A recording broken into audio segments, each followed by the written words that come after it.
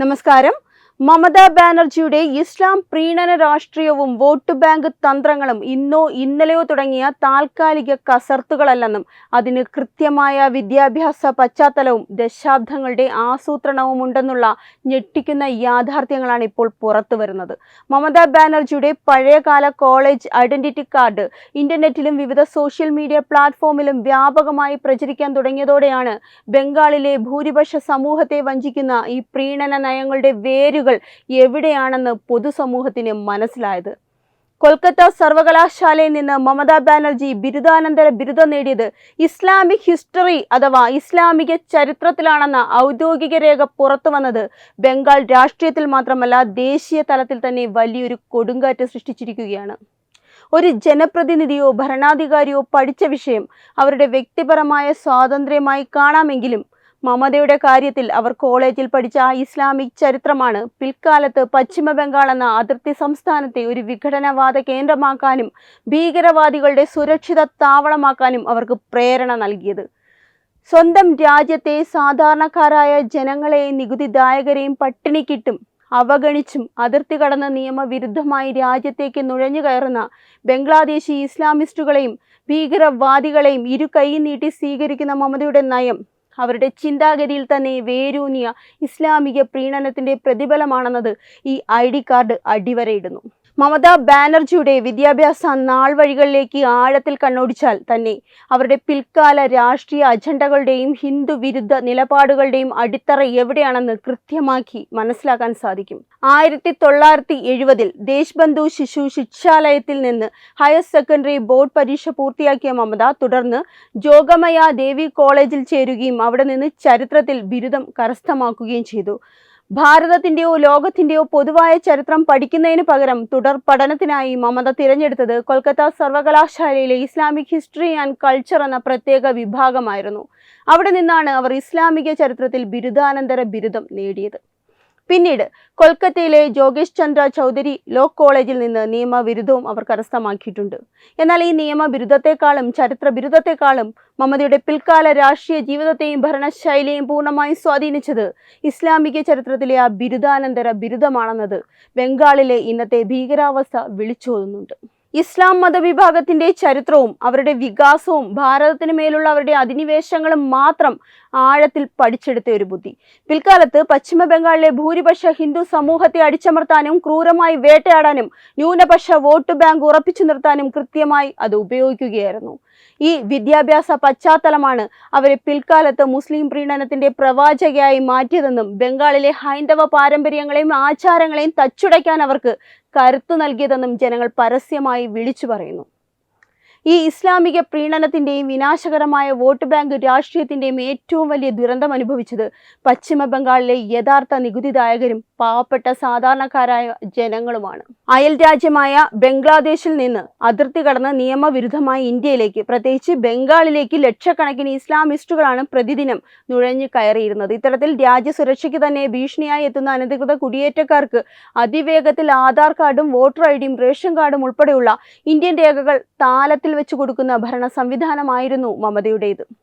ബംഗാളിന്റെ ജനസംഖ്യാ ഘടനയെ തന്നെ പൂർണ്ണമായി അട്ടിമറിച്ച് തന്റെ അധികാരം നിലനിർത്താൻ ആവശ്യമായ മുസ്ലിം വോട്ട് ബാങ്ക് കൃത്യമായി രൂപപ്പെടുത്തിയെടുക്കുക എന്ന ലക്ഷ്യത്തോടെയാണ് മമത ഈ അധിനിവേശത്തിന് പച്ചക്കൊടി കാണിച്ചത്.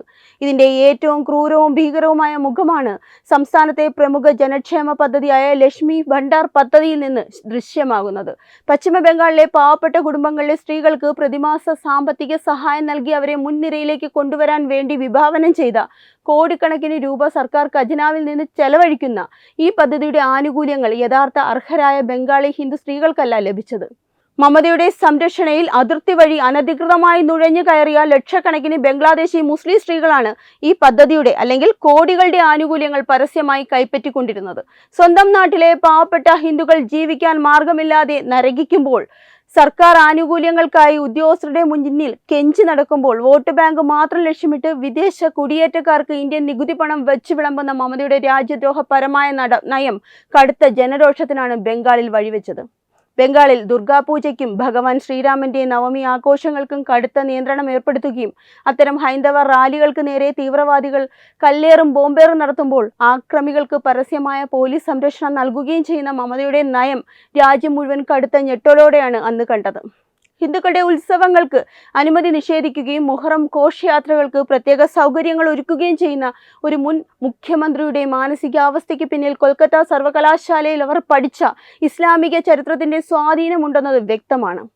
ഇസ്ലാമിക പ്രീണനം തലയ്ക്ക് പിടിച്ച ഒരു ഭരണാധികാരിക്ക് ഇങ്ങനെ മാത്രമേ ചിന്തിക്കാൻ കഴിയൂ എന്നാണ് സോഷ്യൽ മീഡിയയിൽ ഉയരുന്ന പരിഹാസം.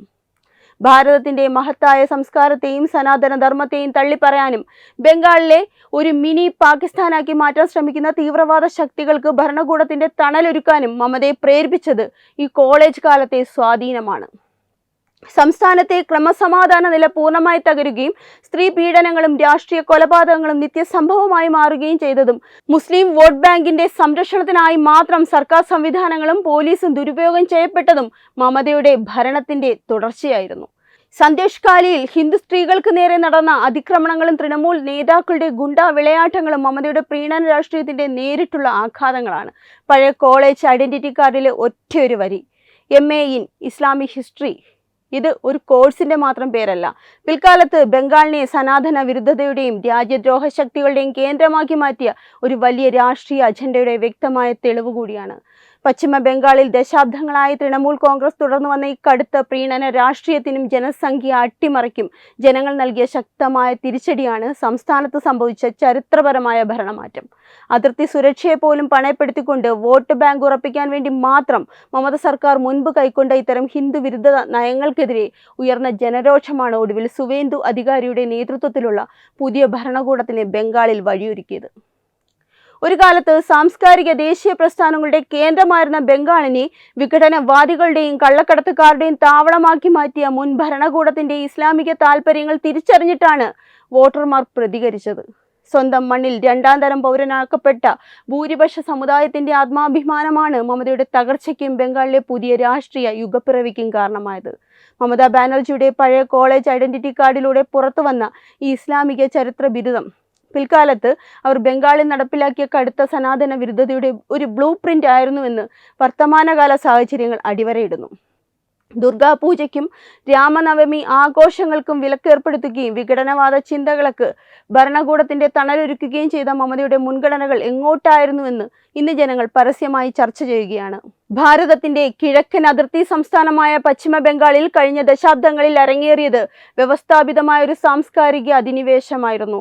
നാഷണൽ ഇൻവെസ്റ്റിഗേഷൻ ഏജൻസിയും കേന്ദ്ര ഉദ്യോഗസ്ഥ സുരക്ഷാ വിഭാഗങ്ങളും പലപ്പോഴായി പുറത്തുവിട്ട റിപ്പോർട്ടുകൾ പ്രകാരം അതിർത്തി കടന്നുള്ള കള്ളക്കടത്ത് ശൃംഖലകൾക്കും ഭീകരവാദ സ്ലീപ്പർ സെല്ലുകൾക്കും ബംഗാൾ മണ്ണ് ഒരു സുരക്ഷിത താവളമായി മാറിയതിന് പിന്നിൽ മുൻ ഭരണകൂടത്തിന്റെ നിശബ്ദമായ അനുവാദമുണ്ടായിരുന്നു. ഭരണഘടന ഉറപ്പു നൽകുന്ന തുല്യതയെ പോലും കാറ്റിൽ പറത്തി ഇസ്ലാം ജനവിഭാഗത്തിന് നിയമവിരുദ്ധമായ ആനുകൂല്യങ്ങളും തണലും ഒരുക്കിക്കൊടുത്ത മുൻ മുഖ്യമന്ത്രി മമതാ ബാനർജിയുടെ നയങ്ങൾ പശ്ചിമ ബംഗാളിനെ ഒരു സാമ്പത്തിക സുരക്ഷാ തകർച്ചയിലേക്കാണ് തള്ളിവിട്ടത്.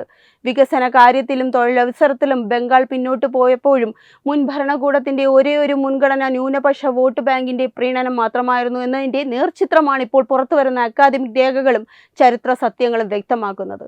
ഈ കൊടും ചതി തിരിച്ചറിഞ്ഞ് സ്വന്തം സംസ്കാരം സംരക്ഷിക്കാൻ ബംഗാളിലെ ജനങ്ങൾ ഒന്നടങ്കം പോരാടിയതിന്റെ ഫലമാണ് ഇന്ന് സംസ്ഥാനത്ത് ദൃശ്യമാകുന്ന വലിയ രാഷ്ട്രീയ മാറ്റം. മുൻ തൃണമൂൽ ഭരണകൂടം തച്ചുടയ്ക്കാൻ ശ്രമിച്ച സനാതന മൂല്യങ്ങളെ നെഞ്ചിലേറ്റിക്കൊണ്ട് സുവേന്ദു അധികാരിയുടെ നേതൃത്വത്തിലുള്ള പുതിയ BJP സർക്കാർ അധികാരത്തിലേറിയത് ബംഗാളിന്റെ ചരിത്രത്തിലെ ഏറ്റവും വലിയ ജനകീയ വിപ്ലവമാണ്. കപട മതേതരത്വത്തിന്റെയും വോട്ട് ബാങ്ക് രാഷ്ട്രീയത്തിന്റെയും പേരിൽ രാജ്യസുരക്ഷ പണയപ്പെടുത്തുന്ന ഭരണാധികാരികൾക്ക് ജനങ്ങൾ നൽകിയ ശക്തമായ മുന്നറിയിപ്പ് കൂടിയാണിത്.